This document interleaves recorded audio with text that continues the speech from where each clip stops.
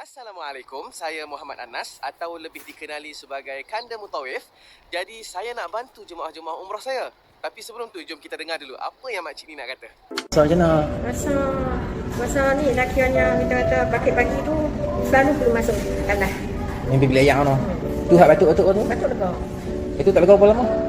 Pada Mekah mana daripada Mekah kalau mau mana. Dah di Mekah batuk. Sebelum lagi muka batuk. Dah di Mekah sebulan mau batuk.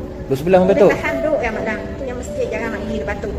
Kalau tak tak apa, balik rumah pun batuk. Kita kalau tak sihat dia bagi ubat batuk. Kan tak lega pun. Tak usah makan, tak lega makan ubat. Makan madu ni.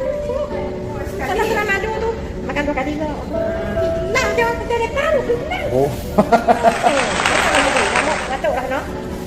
Kalau ya kalau kita jadi madu ya mau madu ni Mekah buku pun tak apa. Saya lagi kita pergi malam makan kali lagi.